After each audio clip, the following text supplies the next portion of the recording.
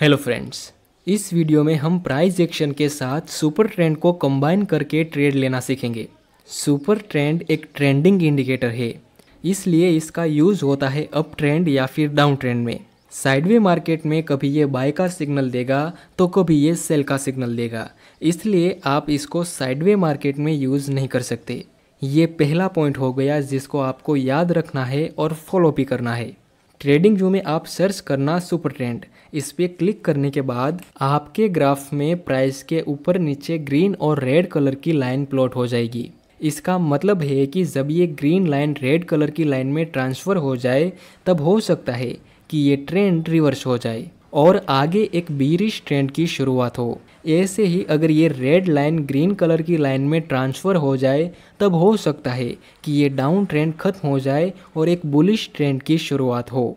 देखिए, यहाँ प्राइस ऊपर जा रही है और सुपर ट्रेंड यहाँ ग्रीन लाइन शो कर रहा है। अब जब तक super trend green line show करेगा तब तक हम इसको अप ट्रेंड ही कहेंगे।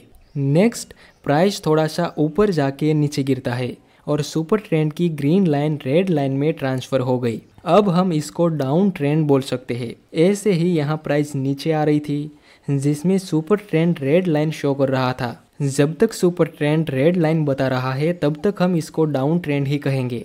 नेक्स्ट, प्राइस थोड़ा सा नीचे आके ऊपर जाता है जहाँ सुपर ट्रेंड की रेड लाइन ग्रीन लाइन में ट्रांसफ़र हो चुकी है। अब हम इसको अप ट्रेंड बोल सकते हैं। ये बेसिक बातें थी सुपर ट्रेंड की। अब हम समझते हैं कि आपको इसे कैसे यूज़ करना है प्राइस एक्शन के साथ, क्योंकि वही सबसे ज़्यादा इम्पोर्टेंट है। बाकी आप सुपर ट्रेंड की बेसिक बातें सीख के प्रॉफिट नहीं बना पाएंगे। देखिए, यहाँ मार्केट नीचे आ रहा था एंड अभी अभी ये सपोर्ट ब्रेक हो गया नीचे की तरफ और सुपर ट्रेंड भी रेड लाइन शो कर रहा है, मतलब अभी हमारे पास एक डाउन ट्रेंड है। नेक्स्ट, प्राइस थोड़ा ऊपर जाती है और अब सुपर ट्रेंड की रेड लाइन ग्रीन लाइन में ट्रांसफ़र हो चुकी है। सुपर ट्रेंड के अनुसार यहाँ पे ये बाय करने का सिग्नल है, पर आपको बाय नहीं करना है। क्यों बाय नहीं करना है, इसके मैं दो रीज़न बताता हूँ। पहला, ये स्विंग अभी ऊपर की तरफ ब्रेक नहीं हुआ, मतलब प्राइस एक्शन के अनुसार अभी भी ये डाउन ट्रेंड है, तो डाउन ट्रेंड में हम बाय नहीं कर सकते। दूसरा रीज़न, जिस जगह पे सुपर ट्रेंड ने बाय का सिग्नल दिया वहाँ पे ये एक रेजिस्टेंस है और रेजिस्टेंस भी ऐसा कि जहाँ से प्राइस ने 2 बार रिएक्ट किया था, इसलिए हम यहाँ बाय में तो एंट्री नहीं कर सकते। नेक्स्ट, प्राइस नीचे आता है और ये सपोर्ट भी नीचे की तरफ ब्रेक हो गया है। अब हम ये दो लेवल को टच करके एक ट्रेंड लाइन बना सकते हैं। नेक्स्ट, प्राइस इस ट्रेंड लाइन के पास आता है और सुपर ट्रेंड यहाँ फिर से रेड लाइन में से ग्रीन लाइन में ट्रांसफ़र हुआ। यहाँ भी आपको बाय नहीं करना है क्योंकि यहाँ सिर्फ सुपर ट्रेंड बता रहा है कि ये अप ट्रेंड है। प्राइस एक्शन के अनुसार हमें एक भी सिग्नल नहीं मिला बाय में। प्राइस एक्शन के अनुसार ये वाला स्विंग ऊपर की तरफ ब्रेक होगा तभी हम इसको बुलिश ट्रेंड कहेंगे, इसलिए यहाँ हमें थोड़ा इंतज़ार करने की ज़रूरत है। नेक्स्ट, प्राइस इस ट्रेंड लाइन को ऊपर की तरफ ब्रेक कर देता है और आगे ये स्विंग भी ऊपर की तरफ ब्रेक हो जाता है। अब हम इसको एक प्रॉपर अप ट्रेंड बोल सकते हैं। नेक्स्ट, प्राइस हल्का सा नीचे आता है और एक इन्वर्टेड हैमर और कंफर्मेशन कैंडल का निर्माण हुआ और सुपर ट्रेंड भी बुलिश सिग्नल दे रहा था कब से।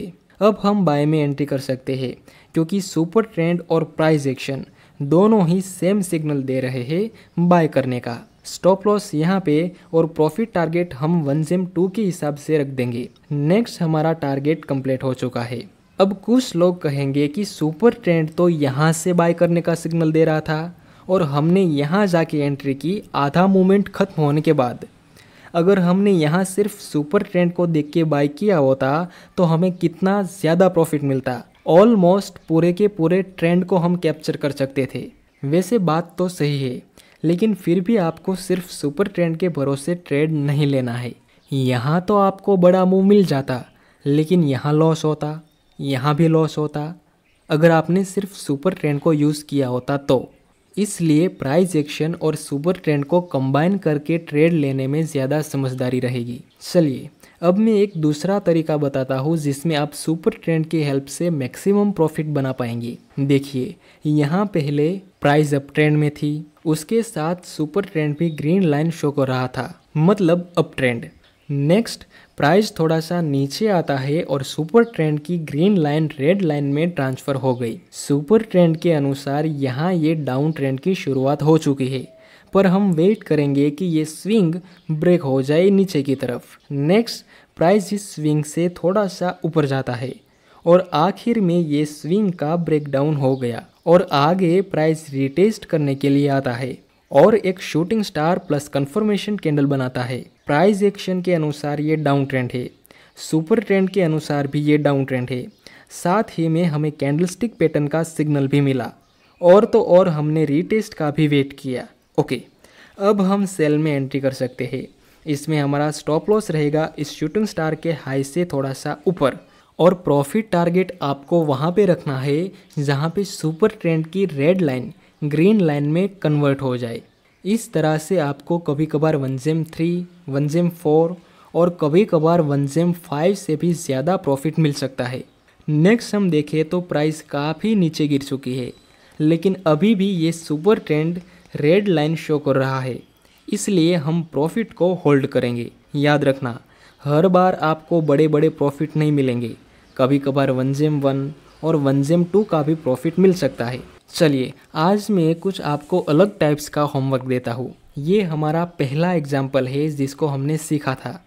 अगर सिर्फ यहाँ तक का ही ग्राफ हो आपके सामने तो यहाँ ट्रेंड लाइन भी है, डाउन ट्रेंड भी है और सुपर ट्रेंड भी रेड लाइन शो कर रहा है और बीरिश कैंडलस्टिक पैटर्न का सिग्नल भी। तो आप बताइए यहाँ पे आपको क्यों सेल में एंट्री नहीं करनी चाहिए? कमेंट में अपने आंसर बताना। और नेक्स्ट वीडियो में ट्रेडिंग के माइंडसेट के ऊपर बना रहा हूँ, वहीं पे हमारी दूसरी मुलाकात होगी।